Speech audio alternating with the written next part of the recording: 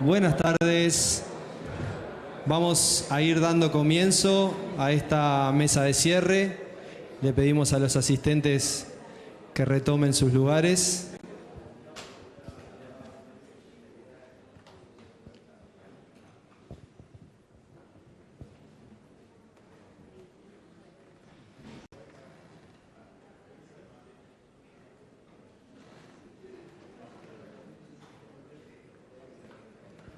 Muy bien, es un gusto para mí y un honor tener el placer de moderar esta conferencia de cierre a 5 años de la regulación en Uruguay. Quiero contarles que la mesa está integrada por la doctora Rosario Queirolo, aquí a mi derecha, que es investigadora de la Universidad Católica del Uruguay y ha realizado contribuciones y ha participado del desarrollo de Monitor Cannabis. El doctor en Sociología, Sebastián Aguiar, que es investigador y docente del Departamento de Sociología de esta Casa de Estudios, de la Facultad de Ciencias Sociales, y además es el coordinador del Monitor Cannabis.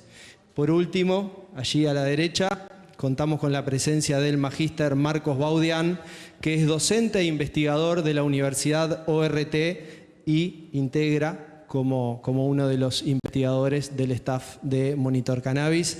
Realmente es un panel que me complace integrar porque son todos profesionales que han realizado una contribución muy sustantiva al desarrollo de esta política y con quienes desde distintos ámbitos y por distintos temas hemos estado en permanente desarrollo. Quisiera dar inicio a las exposiciones, a lo importante que son las exposiciones de ellos, con algunas consideraciones generales. Inicialmente esta mesa, y quiero mencionarlo porque así lo habrán visto en el afiche, iba a estar integrada también por el doctor en Derecho Diego Silva, que es un abogado que ha realizado contribuciones notorias no solamente a la redacción de esta ley, de la ley 19.172, sino que ha sido un estudioso de la aplicación del derecho penal en lo que refiere a la política de drogas. Y bueno, y esa integración de una politóloga como Rosario Queirolo, sociólogos como Sebastián y Marcos y un abogado que no pudo estar por razones de salud como Diego Silva, me llevó a pensar en lo importante de esta interacción entre lo jurídico, lo social y lo político, como procesos que necesariamente tienen que estar interconectados. Pensando la política en clave de procesos de transformación intencionada de la realidad, y no siempre las leyes, pero algunas veces sí, y este es un caso, dan cuenta de ese proceso transformador de la realidad.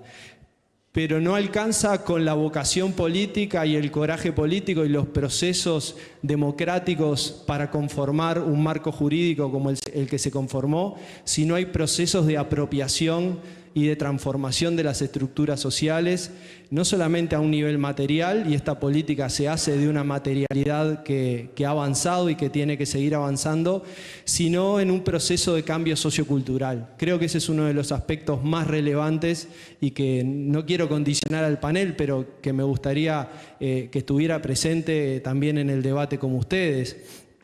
¿Y por qué planteo esto? Porque la prohibición construyó un modelo de entendimiento, un modelo de conceptualización sobre el problema de las drogas y sobre sus posibles soluciones. Y creo que una de las cosas más importantes que nos han traído estos 5 años de regulación en Uruguay es que se ha roto la hegemonía cultural del prohibicionismo. ¿Y qué aspecto me interesa destacar? Y estos años de trabajo en la política de drogas me lo han reafirmado, que en la hegemonía cultural del prohibicionismo cualquier renuncia al mandato de eliminar los mercados de drogas se ve como una derrota en términos de salud y seguridad pública. Y cualquier camino intermedio que plantee una alternativa, que plantee un rediseño, tiene la amenaza desde el sentido común, desde el pensamiento, si queremos, más extendido, más arraigado en la sociedad, tiene el signo de la amenaza. Van a estar amenazados nuestros valores, va a estar amenazada la salud pública, porque solamente aprendimos a abordar la política de drogas a través del prohibicionismo, y este, si se quiere, es un éxito político y cultural de quienes impulsaron ese modelo a lo largo del siglo XX en sus distintas instancias que aquí se ha hablado y ustedes conocen. Entonces, uno de los elementos importantes a considerar en estos 5 años y que ha estado presente y que Monitor Cannabis ha hecho contribuciones muy significativas es a evaluar cómo se ha modificado la percepción pública con respecto al problema de las drogas y cómo se ha modificado la percepción pública en relación a la cuestión del cannabis, cómo se ha ido modificando la discursividad, la forma en que desde el sentido común entendemos la cuestión de las drogas. Y quisiera traer esta idea de este profesional de la neurociencia, que es Carl Hart, que ha hecho aportes muy significativos, que es esta idea de que el mayor peligro asociado a las drogas es la ignorancia con respecto a las drogas.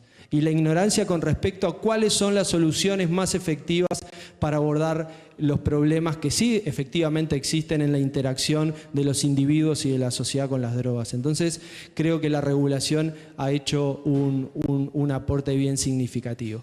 Y bueno, con estas consideraciones de inicio y dejándome también un espacio para después, le voy a dar la palabra en primer lugar a la doctora Rosario Queirolo. Bueno, muchas gracias, Diego. También gracias bueno, un agradecimiento general que me gustaría hacer. Bueno, primero a Monitor Cannabis por organizar este panel, pero en realidad por organizar este congreso y aprovechando que estamos en el cierre del mismo. Creo que ha sido un gran esfuerzo. Los que hemos estado acá hemos visto todo el trabajo que han hecho y realmente ha salido muy bien. Así que felicitaciones a todo el equipo, porque estas cosas dan trabajo y bueno, uno siempre tiene la incertidumbre hasta dónde, pero todo salió muy bueno.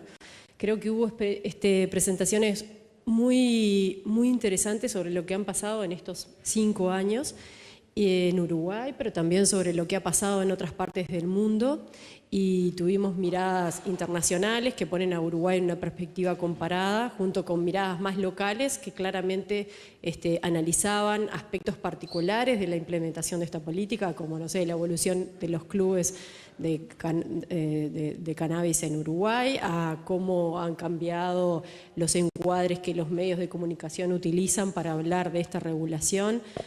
O sea, desde cosas muy generales a cosas muy específicas.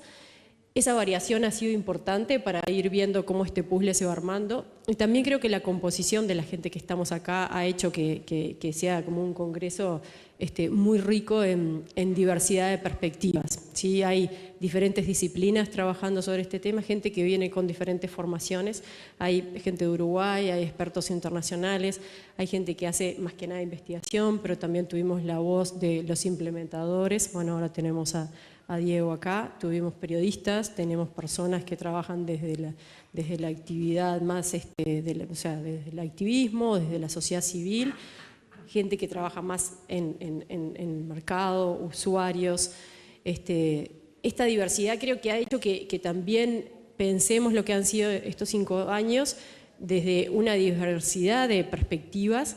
Lo que quiero transmitirles en 3 cosas principales. Primero, ¿qué es lo que querríamos evaluar? Que en realidad es lo que queremos evaluar ahora, 5 años, pero proyectándonos, porque ahora ya está, hicimos lo que hicimos y en estos 3 días estuvimos contando lo que ya hicimos, pero en realidad es como decir, bueno, ¿qué es lo que querríamos evaluar también para el futuro? Y para eso creo que hay que pensar de nuevo, volver a los objetivos de la política, o sea, las líneas de qué evaluar las dan los objetivos de la política. Esos objetivos pueden ir cambiando y cambiarán las líneas de lo que tenemos que evaluar, pero hoy por hoy están definidos por los objetivos. En segundo lugar, ¿qué necesitamos para poder evaluar correctamente? Y ahí quiero hablar de datos y de métodos. Y en tercer lugar, ¿para qué evaluamos? ¿Sí? ¿Cuál es la finalidad de evaluar? ¿Sí? Siempre suena muy bien evaluar, pero ¿para qué hacemos las evaluaciones? Entonces, en primer lugar, los objetivos. Esta política básicamente tuvo 3 grandes objetivos, uno de seguridad pública, una cosa que Juan Carlos Garzón dijo en el panel que inició de inauguración del Congreso, dijo, bueno, eso fue un encuadre riesgoso, ¿no? O sea, fue como una aproximación riesgosa, yo lo comparto. Estuvo ese objetivo inicial, después, pero también estaban los otros dos, el de salud pública y el de descriminalización de los usuarios, y creo que es el de derechos. Y creo que estos dos han cobrado más importancia a lo largo de estos 5 años y el de seguridad ha perdido importancia, por lo menos en cómo se presenta la política pública. Acá Diego puede después corregirme, pero me parece que esa ha sido como la evolución. Y entonces si partimos de estos tres, si empezamos por el de seguridad, por ejemplo, justamente los paneles de este día, sobre todo ahora de la tarde y esta mesa anterior que hubo discusión, cuestionan un poco esta relación entre las drogas y la violencia, o las drogas y el crimen, las drogas y el delito. Y todavía aún más cuando se trata de marihuana, ¿no? Entonces, no voy a volver a repetir lo que se dijo acá, pero la pregunta sería, bueno, si tenemos ese objetivo, ¿qué es lo que estamos midiendo para poder evaluar si ese objetivo de seguridad o de incidencia en el crimen o de incidencia en la violencia es efectivo, ¿sí? Ahora, escuchando el panel anterior, se me ocurría, bueno, porque parte de los comentarios que hacían iban un poco por ahí, ¿qué pasó con quienes antes vendían marihuana ilegalmente, siguen vendiendo marihuana ilegalmente, se movieron a otras drogas, abandonaron y pusieron un kiosco y venden caramelos y lapiceras? O sea, ¿qué hicieron? O simplemente no tienen trabajo y están en otras actividades delictivas. O sea, no sabemos, ¿sí? No sabemos, pero no sabemos en parte porque si bien hay un esfuerzo en pensar algunos de estos indicadores, que sí que sé que lo hay, no tenemos una sistematización clara de qué es lo que estamos buscando medir, ¿sí? En segundo lugar, el tema de la salud pública. De nuevo, ¿sí? ¿Cuáles son los impactos que esperamos encontrar? Tendríamos que pensar en disminuciones de qué tipo o en aumentos de qué tipo para poder saber si esto da o no resultados. Hay también algunos indicadores definidos, pero en realidad, y después de haber escuchado también la presentación ayer de Benedict Fischer y leer su trabajo sobre los 10 indicadores de salud pública que uno debería como estar midiendo, nos faltan datos. ¿Sí? Nos faltan datos, que es algo de lo que voy a hablar ahora. Entonces, hacer un seguimiento de cuáles son esos objetivos, tenerlos bien claros y tener indicadores para poder de nuevo evaluar este objetivo. En último lugar, el tema del objetivo más de despenalizar a los usuarios, la descriminalización, los derechos humanos. Tal vez esto es lo que esté más claro y tal vez en este objetivo es en donde uno podría empezar a ver como un poco más evidencia concreta, ¿sí? Sin embargo, yo diría, bueno, después de que empezamos a ver que ese objetivo se cumple, habría que ir un poco más, ¿no? Y si pensamos en 10 años, habría que pensar, bueno, muy bien, cuando el momento que ya supongamos que se cumpla con la descriminalización, deberíamos pensar en la desestigmatización o en que no haya discriminación. Y eso es más difícil aún de ver, ¿no? Ahí tenemos que trabajar sobre estereotipos, ahí tenemos que meternos en si esto podría llegar a tener algún impacto, por ejemplo, en la selección de personal, cuando uno hace más explícito que es usuario de determinada sustancia o no. Si todas esas otras cosas que pasan, también pasan a ser importantes, pasan a ser objetivos cuando algunos otros se van alcanzando. Pero el punto es que tenemos que tener claro si vamos alcanzando o no los primeros. Entonces, tener claros los objetivos para pensar en indicadores, ¿sí? Y paso a lo segundo, ¿cómo hacemos esto? Bueno, necesitamos dos cosas. Necesitamos datos y necesitamos un método para convencer a otros que lo que dicen nuestros resultados es creíble, ¿sí? Durante estos días estuvimos escuchando y viendo presentaciones, muchas con muchos datos y con método. No necesariamente todo está bien hecho, siempre las cosas son perfectibles y no necesariamente tenemos los mejores datos, ¿sí? También ayer, o no sé, uno de estos días, escuché también a Fischer decir que los datos tienen que ser correctos, ¿sí? Y acá quiero primero hablar de una potencialidad muy importante que tiene Uruguay frente a otros países de la región. La Junta Nacional de Drogas y en particular el Observatorio ha venido realizando encuestas de prevalencia desde hace mucho tiempo. Creo que somos el país de América Latina que tiene una serie más larga de prevalencia de uso de drogas, tanto en la población a nivel nacional como en las encuestas de jóvenes. Eso es una virtud muy importante y un potencial que tenemos que explotar. O sea, hay países que pueden meterse a hacer con una política de este tipo y no tener antecedentes tan buenos como para saber cómo eran las cosas antes, ¿sí? Y bueno, y no solo el trabajo que ha hecho la Junta y el Observatorio es muy bueno en esto, sino que también esos datos son accesibles para quienes investigamos y digo, son públicos y están para que los usemos, ¿sí? Pero cuando una política como esta irrumpe, ¿sí? Y en definitiva hace que la gente empiece a pensar, bueno, ¿qué es lo que tenemos que medir? No solo alcanza con esas encuestas de prevalencia, ¿sí? Y si bien también la Junta y el Observatorio han hecho otro tipo de investigaciones, hay cosas que faltan, ¿sí? Hay cosas que faltan porque ahora hay otra demanda que es poder llegar a medir el impacto de esta política, ¿sí? Y bueno, creo que acá tanto Monitor Cannabis como mi trabajo en particular con LAMRI y la Universidad Católica y el equipo de investigación que tenemos en la Universidad Católica y en LAMRI, hemos recibido mucho apoyo con financiación extranjera, en concreto de la Open Society Foundation, y para lo que nos ha servido es para juntar datos, ¿sí? Para juntar datos que de otra manera no hubiéramos podido juntar porque no había fondos públicos para juntar datos. Y esto me parece algo como sumamente importante. No se puede medir el impacto de ninguna política sin juntar datos, ¿sí? Entonces, hay que juntar datos y para eso se necesitan recursos. Y yo diría, excelente, y agradezco infinitamente el apoyo de la Open Society, pero necesitamos también ser independientes frente a las posibilidades de seguir evaluando esta política y no depender solamente de fondos extranjeros para poder llevar adelante este seguimiento. Entonces, eso por un lado, que tiene que ver con el financiamiento, y por otro lado, el tema de los datos administrativos. Hay datos que no podemos juntar los investigadores, que tiene que juntar el gobierno, que tiene que juntar, que corresponde que sea el gobierno que los junte, ¿sí? Y acá estamos hablando de que igual hay muchos datos hoy, de hecho creo que también es para mencionar positivamente lo que han hecho los últimos gobiernos en poner la mayor cantidad de datos posibles que sean datos abiertos, públicos, que la gente los pueda analizar, pero no está todo lo que necesitamos para evaluar la política, ¿sí? Recién estaba Javier Donangelo del Observatorio del Ministerio del Interior y de nuevo, ¿no? Han hecho un esfuerzo por compartir los datos sobre delitos, y también se ha hecho un esfuerzo en compartir datos sobre accidentes de tránsito, pero por ejemplo en el área de la salud es mucho más difícil, ¿sí? Conseguir esos datos y acceder a esos datos. Datos sobre intoxicaciones o datos sobre evaluaciones de cuando alguien llega a una sala de emergencia, ¿sí?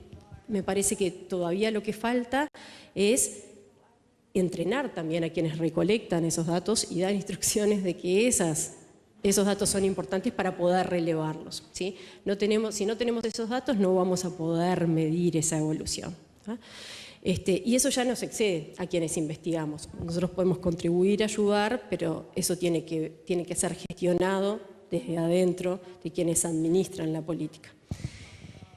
Datos y método, ¿sí? Son las dos cosas que necesitamos para poder llevar adelante una evaluación. Decíamos, bueno, objetivos, los objetivos son los de la política, con eso construimos indicadores, necesitamos datos y necesitamos un método. Acá decimos, bueno, en realidad solo pasaron 5 años, ¿sí? Pero bueno, en realidad eso no es tan poco tiempo, ¿sí? Cuando hablan de Canadá dicen, bueno, todavía es pronto para evaluar, y sí, empezó recién, eso sí es pronto, pero nosotros tampoco es que sea tan pronto para evaluar.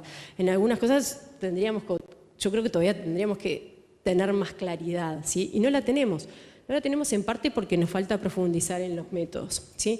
Y una cosa muy importante es acordarse de que porque dos variables vayan juntas, porque haya una correlación, no hay causalidad, ¿sí? En esto, Lasserfeld hace ya muchos años, cuando se enfrentó con que en las zonas rurales había más nacimientos y también había más cigüeñas, ¿sí? No por eso pensó que era que las cigüeñas traían a los bebés. O sea, ya esa hipótesis se había descartado y entonces dijo, algo más hay acá. Y de eso algunas cosas estuvimos discutiendo estos días y en la mesa anterior también se volvió a poner sobre la mesa.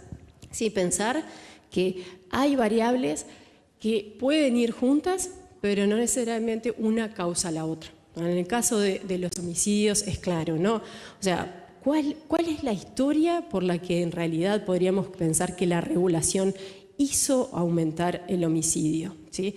Hay que pensar como en una historia creíble. ¿Cuál sería el argumento para eso? ¿Por qué pensamos que puede haber alguna relación de eso? Y después tener un método para demostrar si eso es así o no. Entonces, pensemos también en cómo mejorar nuestros métodos, ¿sí? Y en segundo lugar, tenemos que empezar a publicar más todo esto que estamos haciendo. Y acá hay dos audiencias, ¿sí? Una audiencia es la audiencia nacional y es la audiencia de los tomadores e implementadores de los tomadores de decisiones públicas y los implementadores de las políticas. Con ellos es con quienes tenemos que trabajar, por lo menos desde quienes nos dedicamos al trabajo académico y a la investigación, pero también tenemos que publicar para que el resto del mundo pueda aprender de esta experiencia. Y para eso hay que publicar en algunos otros lugares donde se leen desde afuera. Si no nos podemos quedar solo en lo local, tenemos que trabajar para las dos arenas. Y eso implica un desafío, pero es que estamos como, yo diría, es como nuestro deber moral hacerlo, ¿sí? Porque de esto puede otra gente aprender, de los errores y de los aciertos. Por último, ¿para qué evaluamos? O sea, evaluamos para decir qué bien, cómo nos salió todo, qué lindo, felicitaciones, o evaluamos para corregir, ¿sí? Yo creo que evaluamos para corregir, para saber qué sirve y qué no sirve. Y para eso necesitamos, de nuevo, políticas públicas que se basen en evidencia para saber qué cambiar y qué no cambiar, ¿sí? Una cosa positiva en estos 5 años ha sido como el cambio de la opinión pública y el aumento de la aprobación de los uruguayos, ¿sí?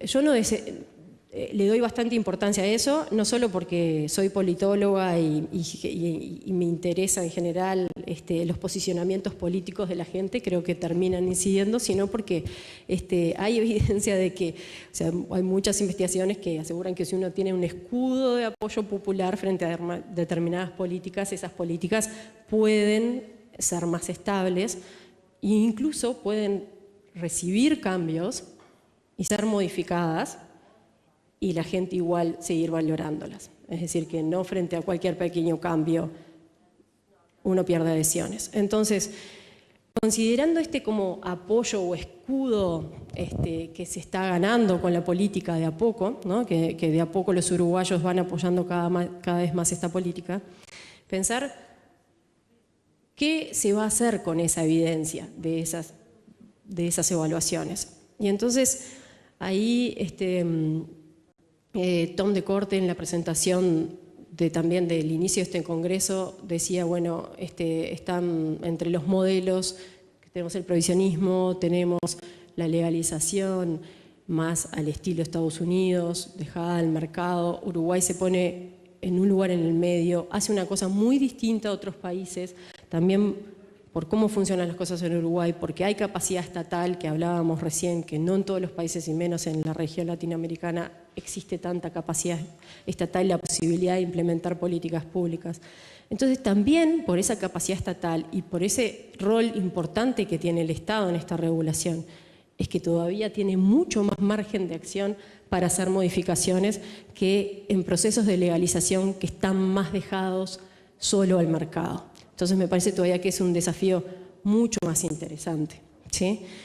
Entonces, para eso se exige flexibilidad, ¿sí? Es necesario que uno reciba la información y diga, ¿y cómo corrijo esto? ¿Sí? No quedarse pegado a lo primero que se hizo. Hay cosas que pueden estar en el ambiente, solo tiro algunas, pero seguramente también a ustedes y también acá en la mesa se les pueden ocurrir otras muchas, ¿sí? ¿Cómo incentivar al registro? ¿Sí? Sabemos, por lo que presentó Sebastián también ayer, la cantidad de autocultivadores nuevos que hay. Seguramente muchos de ellos no estén registrados. Entonces, ¿cuáles son los incentivos que harían que un autocultivador se pudiera registrar? ¿Sí? ¿Qué ofrecer? ¿Cuál es la motivación? ¿Por qué unos se registran y por qué otros no se registran? ¿Sí?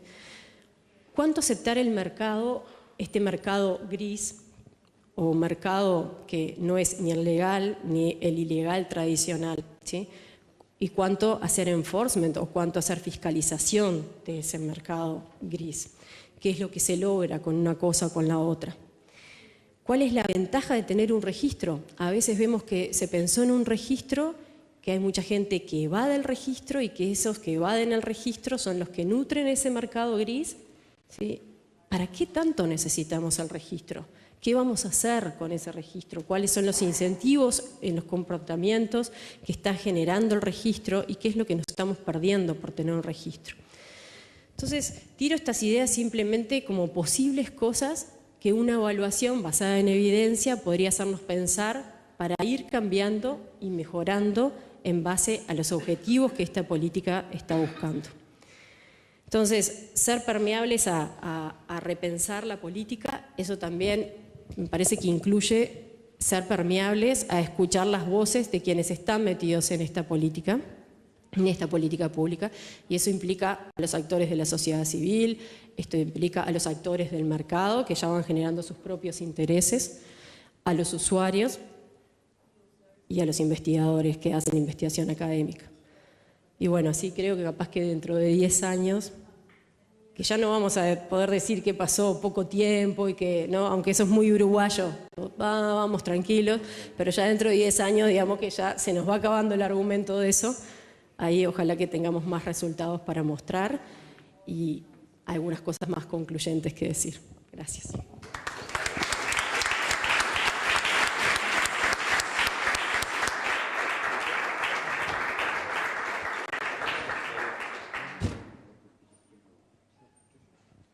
Bueno, muchísimas gracias, Rosario. Recordá que yo estoy como moderador, no para recibir reclamos para la...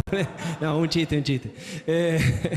No, está muy bien, era solo una broma. Ustedes pueden ir corrigiendo sus speech mientras yo estiro un poquito la presentación del magíster Marcos Baudián, que, como dijimos inicialmente, integra el Monitor Cannabis y es docente e investigador de Universidad ORT. Muchas gracias, Diego. Bueno, en primer lugar quisiera agradecer el trabajo, el compañerismo y todo lo que aprendí, en primer lugar con mis compañeros de trabajo, con mis compañeros de monitor, que me han elegido para estar acá, lo cual, digamos, me llena de orgullo. Yo estudié en esta casa, pero bueno, terminé trabajando fuera de esta casa y esto fue una oportunidad para trabajar con mis colegas aquí y volver a ver un montón de gente que hacía tiempo que no veía y con la que no interactuaba diariamente.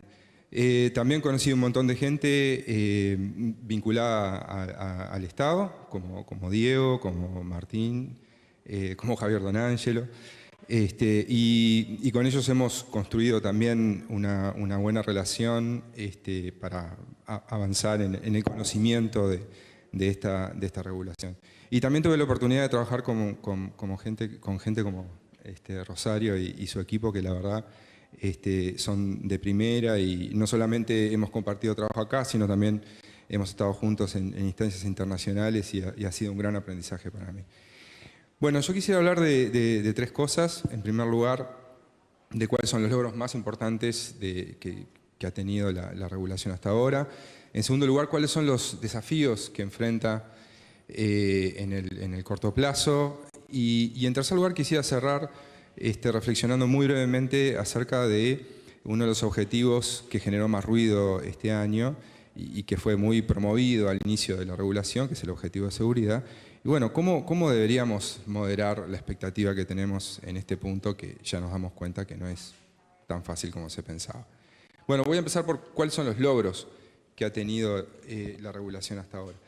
En primer lugar, ha generado una gran atención internacional porque plantea un modelo alternativo al modelo comercial implementado en Estados Unidos, que fue el que primero despegó, y va mucho más allá de los intentos de legalización o de descriminalización implementados en otros países, como por ejemplo Portugal, que lo hizo a nivel nacional. En segundo lugar, ha mostrado que la producción y la distribución regulada por el Estado de cannabis es posible, pero que tiene severas limitaciones, ¿sí?, que pueden retrasar la consolidación del mercado legal de cannabis.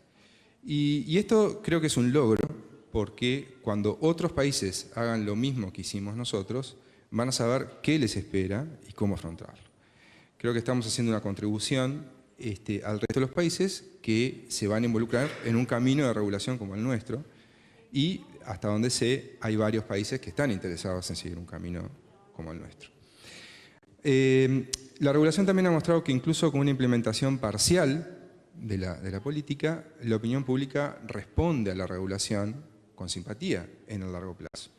Y esto es clave porque una de las limitaciones que todas las reformas tienen es que los políticos no se animan a dar el kick-off muchas veces por temor a perder posibilidades electorales, porque son agentes racionales, como nos han enseñado los economistas y los politólogos. La regulación además nos ha hecho ver a todos los uruguayos que encarábamos la política de drogas como algo secundario y que requería poca inversión y poca inversión también en los recursos humanos empleados, ¿sí? Ahora sabemos que somos débiles al medir un montón de fenómenos relevantes para conocer el impacto de la reforma. No alcanza con las encuestas a la población, lo tenemos claro, no lo sabíamos antes, y eso es una contribución. Sabemos que el Ministerio del Interior, que Salud Pública, que el Poder Judicial tienen que contribuir más y mejor con datos que nos permitan evaluar la reforma. Y sabemos que necesitamos más investigadores en todas las áreas, las sociales, las científicas, las vinculadas a la salud. Y nos ha hecho ver que todavía tenemos mucho que aprender en lo que respecta a la coordinación, porque todo esto tiene que ver con coordinación, de políticas y de oficinas para la implementación de políticas que involucran a múltiples actores dentro del Estado y también de la sociedad civil. La regulación nos ha mostrado que los peores diagnósticos que se hacían respecto a los posibles resultados de una regulación de alcance nacional, como crisis de consumo masivas intoxicaciones o un crecimiento de las prevalencias al mismo nivel de las prevalencias del alcohol o del tabaco, no se cumplieron. Yo creo que eso es una gran contribución y espero que sea un elemento que contribuya a nivel internacional a discutir de otra manera y sin temores y sin amenazas sobre la regulación de las drogas. Nos ha mostrado que podemos convivir con el consumo legal de cannabis y que eso no genera problemas de convivencia, ninguno.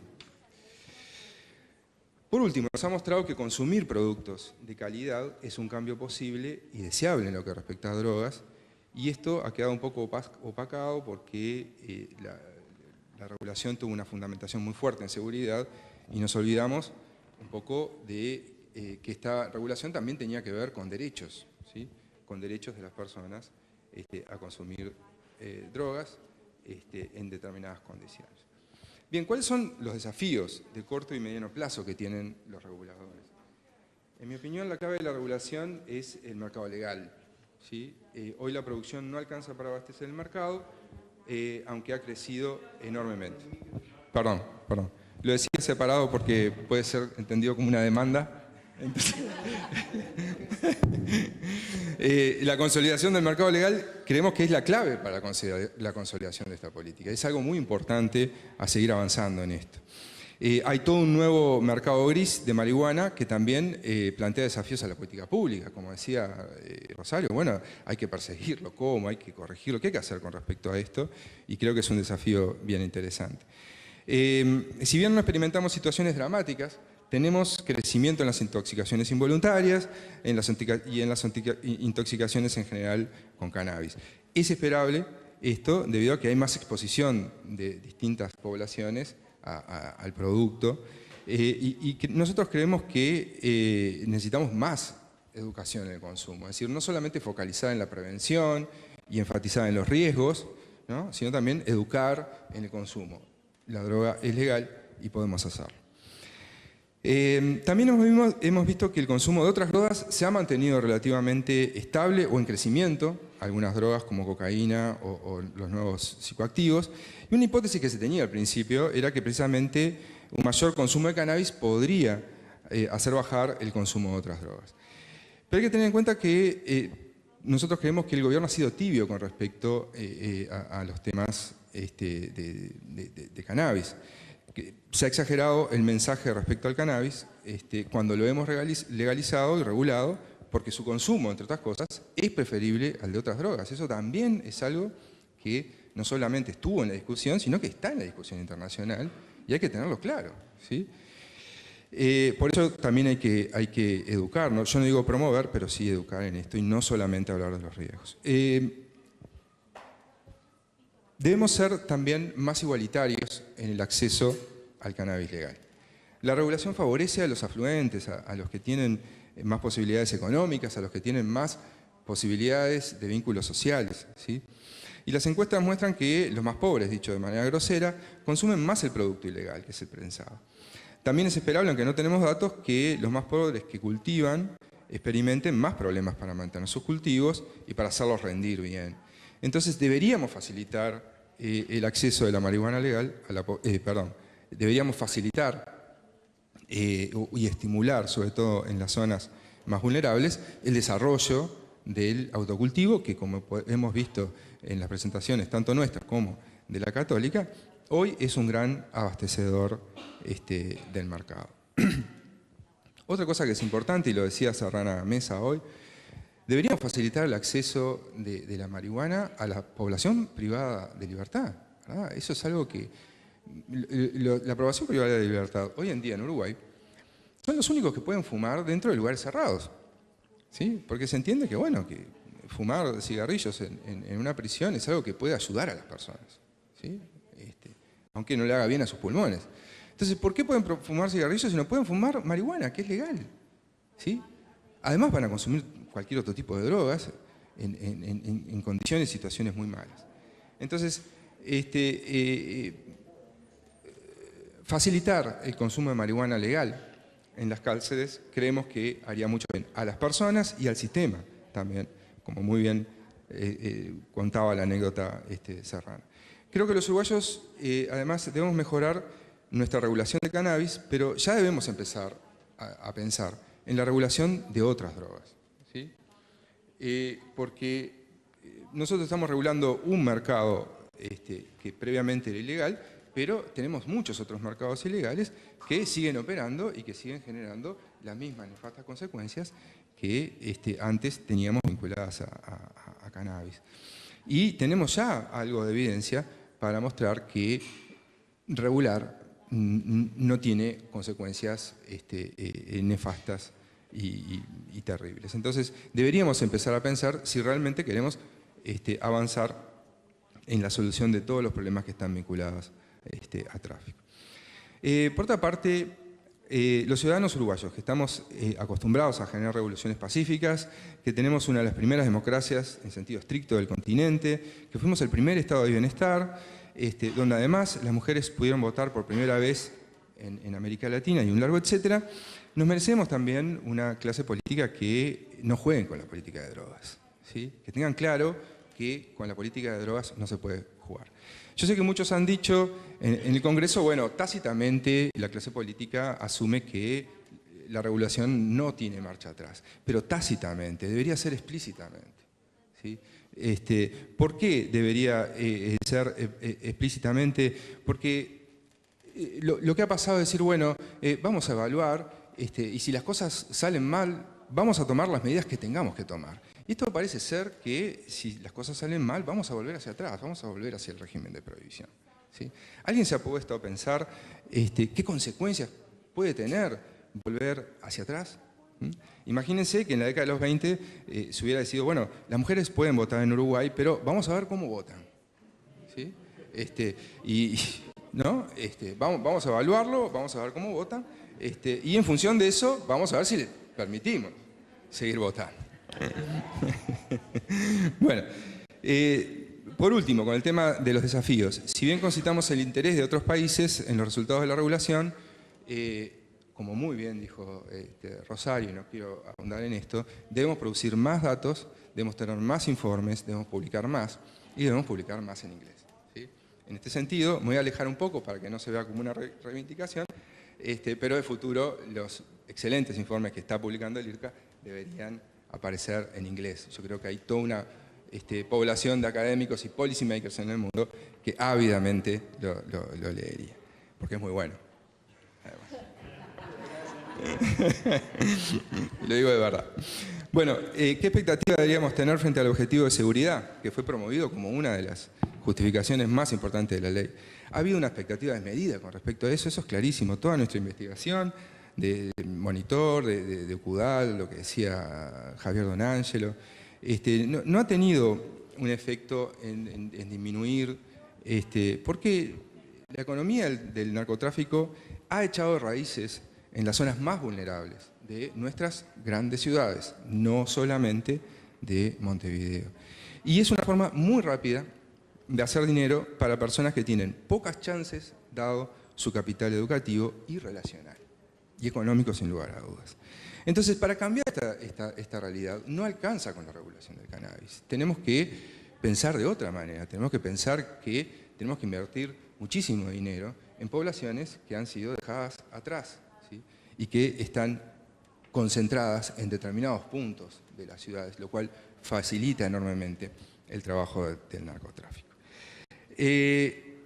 Por otra parte, si pensamos en la regulación de todas las drogas, tenemos que tener claro que, como muy bien decía Garzón Vergara, hay muchas personas que viven de esta economía y para las cuales esto es una chance que no le dan otras opciones de trabajo. Entonces, tenemos que también pensar qué vamos a ofrecer a cambio de la regulación de las drogas, si es que entramos en ese camino. Para terminar, creo que hemos dado un gran paso en política de drogas. Nos queda mucho por hacer en una región donde hay un claro retorno y florecimiento de las posiciones más contrarias al cambio en estos temas. Y deberíamos estar juntos en este barco, todos los uruguayos, más allá de las identificaciones partidarias o las diferencias ideológicas. La regulación y la manera en la que la estamos llevando adelante, con sus cosas buenas y malas, son una consecuencia de lo mejor que tenemos como sociedad, que es nuestra democracia, nuestra forma de convivir que le hemos elegido hace ya más de un siglo. Muchas gracias.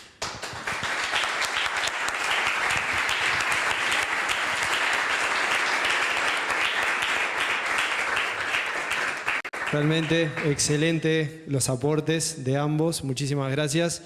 Y bueno, y cerramos un poco con el dueño de casa y el líder de este grupo de trabajo, que es el querido compañero con quien en esta misma sala, pero allá por el 98, no tan linda y no tan bien iluminada, compartíamos las clases del módulo introductorio de la Facultad de Ciencias Sociales. Sebastián Aguiar. Muy bien, es un gusto, es un orgullo estar acá. Como dice Diego, hace exactamente 20 años, en lo que antes era un galpón, pero en este mismo lugar, participé en mi primera actividad sobre legalización de la marihuana en esta facultad. La organizamos.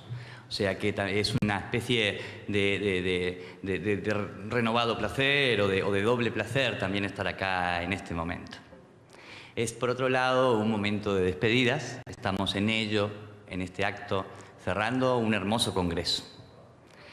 Ha sido un congreso muy fructífero, espero que lo hayan disfrutado. Hemos tenido en torno a 50 ponencias, mesas temáticas, conferencias súper interesantes y distintos ejes de trabajo, las vías de acceso, la educación, la salud pública, el delito, regulación del cannabis en el mundo, el cannabis medicinal, un amplio conjunto de tópicos, todos ellos implicados o involucrados en esta innovadora ley.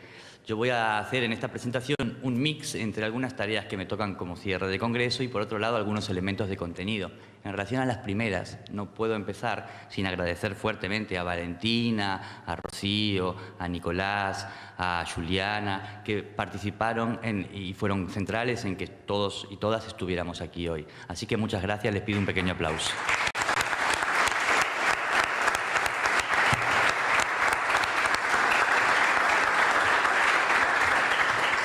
También quiero agradecer a TV Ciudad, a la Junta Nacional de Drogas, a FESUR, al IRCA, a Expo Cannabis, a la propia Universidad de la República y a Open Society, que han permitido que esta actividad fuera posible, con fondos para atraer a personas, para tener infraestructura, para que bueno, estuviéramos cómodos mientras pensábamos y discutíamos.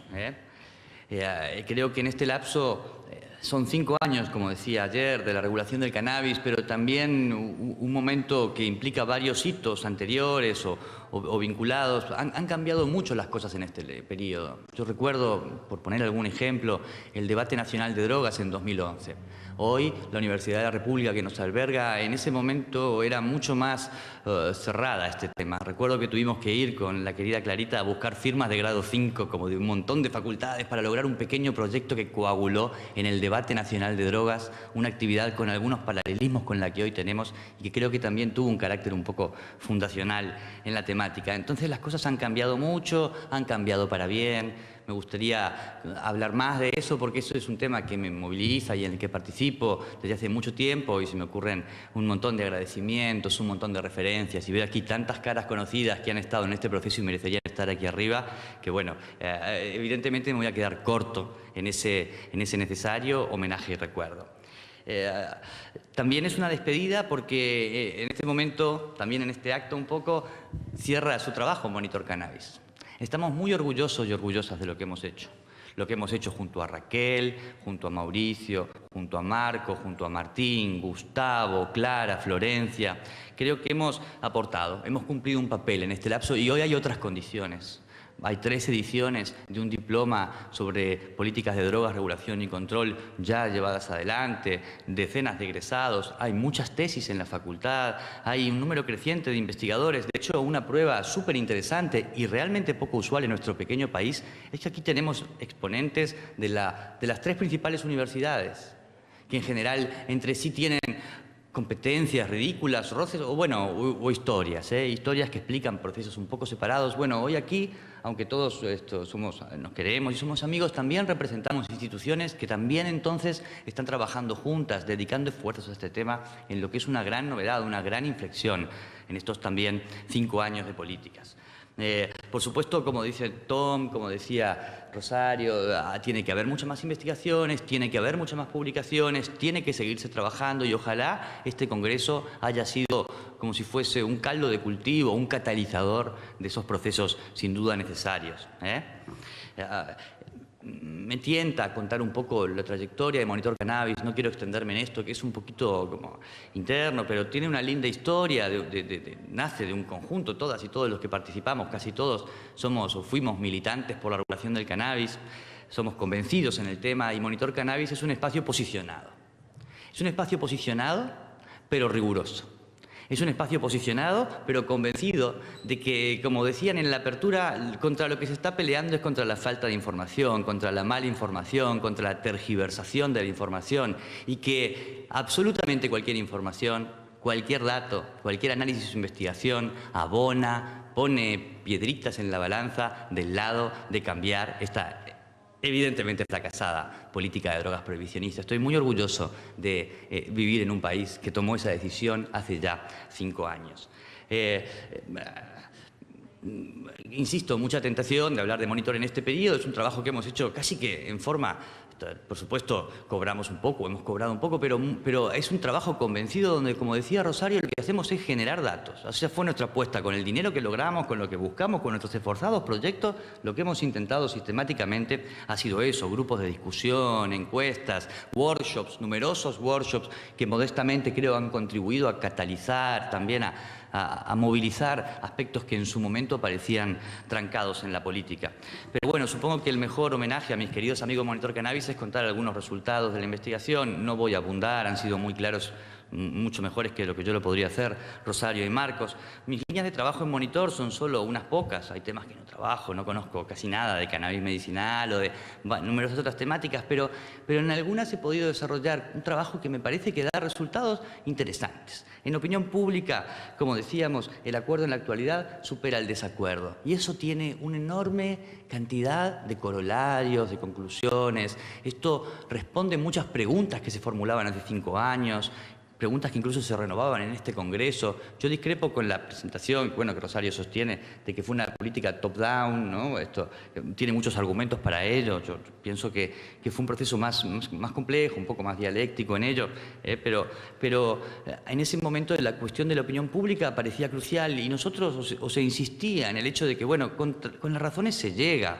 de que el proceso iba a ser progresivamente aceptado, querido, sopesado favorablemente por las y los uruguayos. Y creo que eso es un hallazgo importante y hemos estudiado en ese sentido tanto la prensa como esos grupos de discusión, como un montón de dinámicas que han lentamente ido construyendo ese diálogo social, ese encuentro en las familias, esos cambios en los modos en que los políticos hablan, en que la prensa habla sobre este tema. Qué mal que hablaba sobre este tema antes, como vimos ayer en una oportunidad de la reedición del libro del querido Rafael.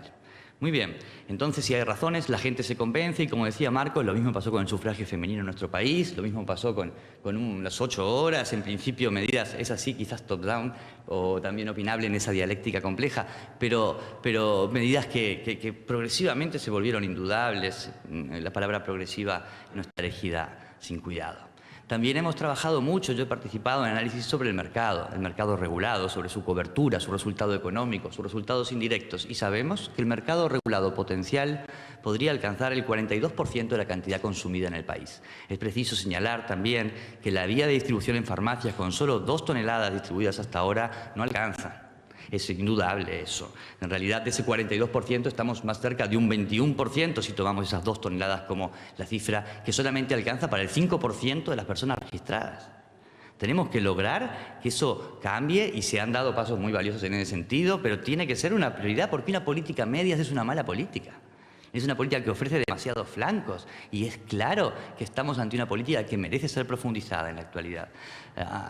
Aún en esa cuenta conservadora se sacó del mercado ilegal de 3 a 5 veces más cannabis que con las incautaciones. Es una política evidentemente exitosa. Ha logrado 3 veces más que todo el aparato estatal organizado para eliminar el cannabis de la calle, que además no lo ha logrado. Potencialmente esto implica 28 millones de dólares por año, de los 67 que mueve el mercado de cannabis, este 42%. En realidad, bueno, 14 millones si tomamos la cifra realmente distribuida en farmacias, 14 millones. Yo entiendo lo que planteaba con agudeza recién Juan Carlos, que hay que eliminar costos de allí para comprender cuánto efectivamente se arrebató al narcotráfico o al crimen organizado, pero la cifra en sí es contundente. Es evidente, habla por sí sola o grita, a pesar de que pueda ajustarse y deba sin duda optimizarse en su cálculo cuenta. Es muy importante también que el mercado ha cambiado fuertemente en la sustancia que consumía.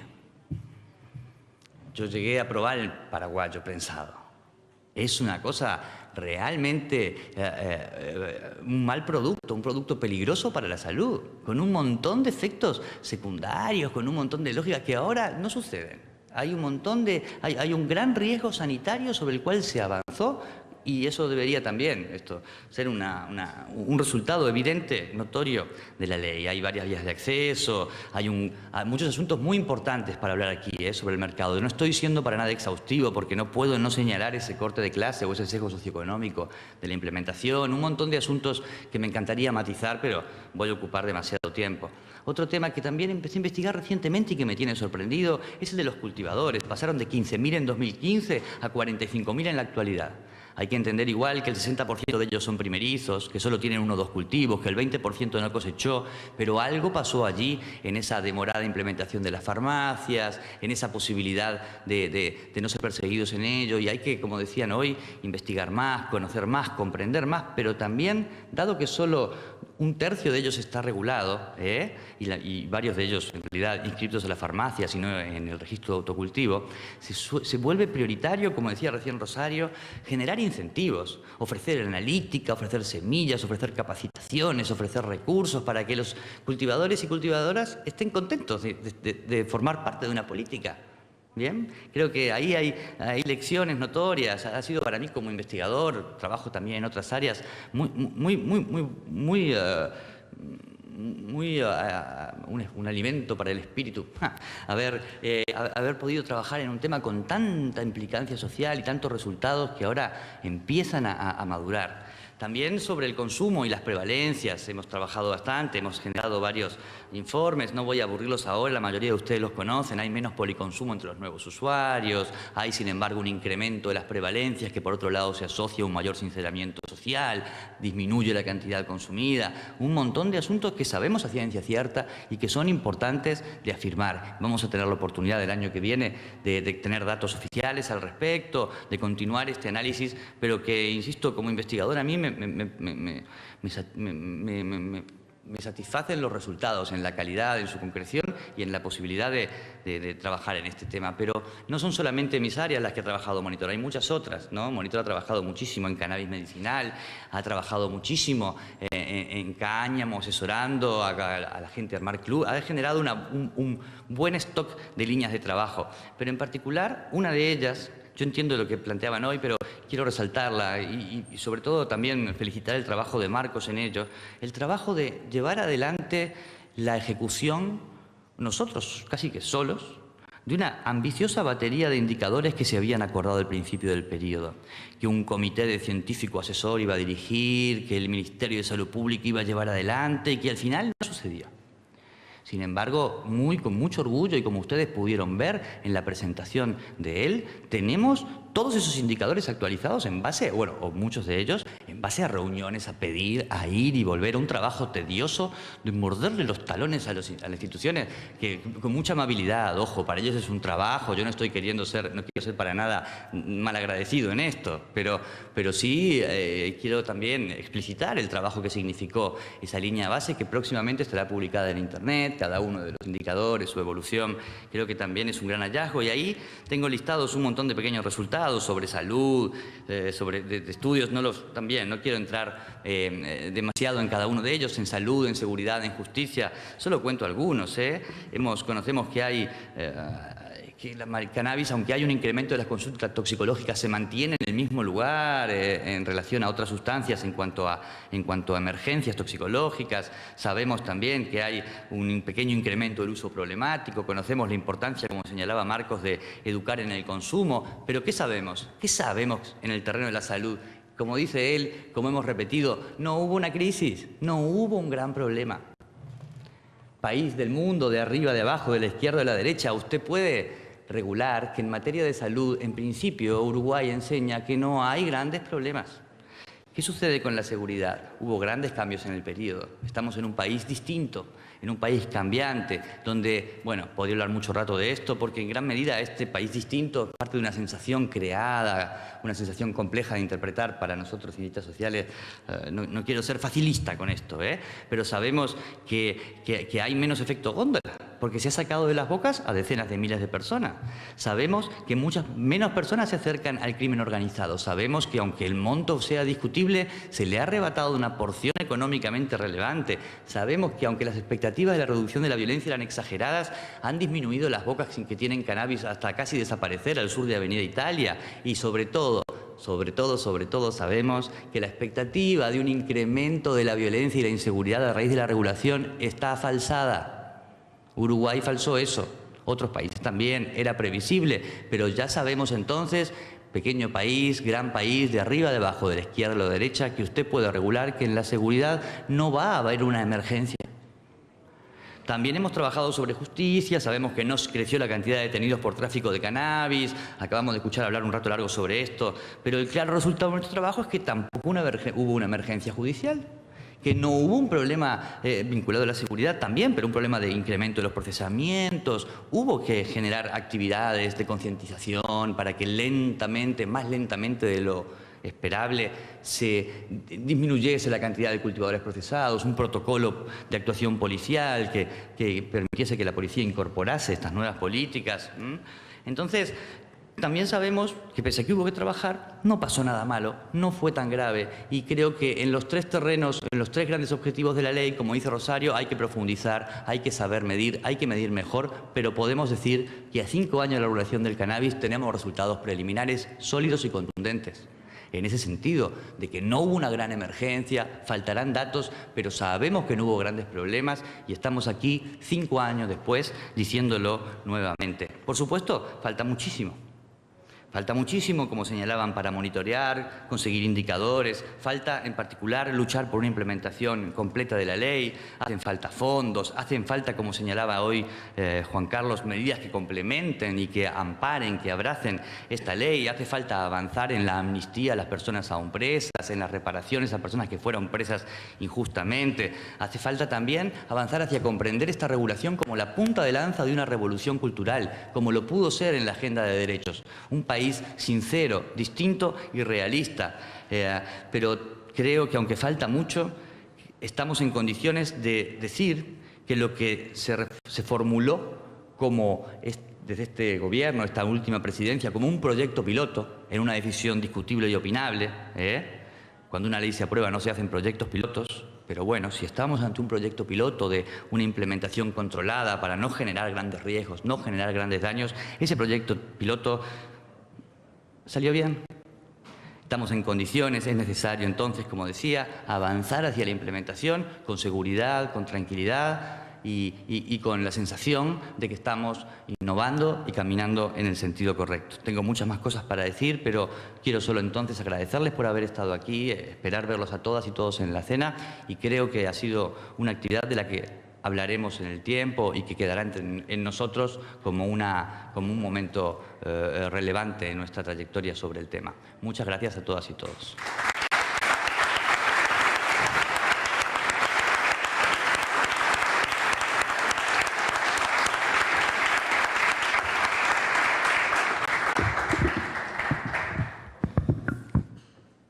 Bueno, muy bien. Quiero cerrar sin agregar demasiado más porque realmente lo que han dicho es muy importante y no es mi espíritu sonar concluyente, sino tener esa necesaria capacidad de escucha que también enunció la decana de esta facultad cuando dijo que tenemos que aprovechar los desafíos y las tensiones que le colocan a esta política, el diálogo entre actores sociales y la academia es uno de esos actores.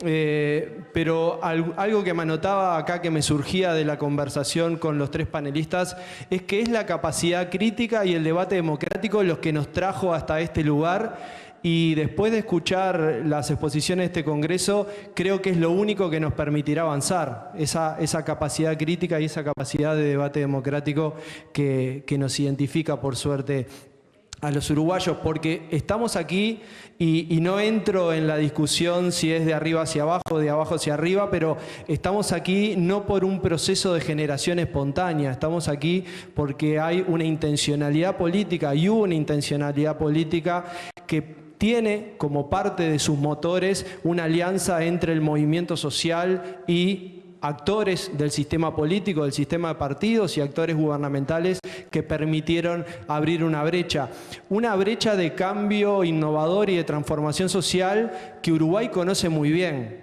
en la formulación que históricamente se ha hecho del Uruguay país modelo, y acá aparecieron las referencias al primer país con voto femenino, a la temprana regulación del mercado de trabajo, a políticas asociadas a la vida privada, como por ejemplo la temprana adopción del divorcio por sola voluntad de la mujer en aquella formulación que se hizo de Uruguay pequeño país modelo, como lo definía el viejo Pepe Valle, pero también ese mismo Uruguay del impulso y su freno, que ha sido una de las metáforas que una y otra vez ha aparecido, y creo que instancias como estas y trabajos como lo de Monitor Cannabis hay que saludarlos y hay que reconocerlos, porque creo que son los que nos permiten que el impulso sea mucho más fuerte que el freno, y en eso tenemos que seguir trabajando, y también los tomadores de decisiones, los que estamos en responsabilidades que son circunstanciales, por suerte, porque tenemos un buen proceso de recambio democrático, tenemos que estar muy abiertos a esa visión crítica.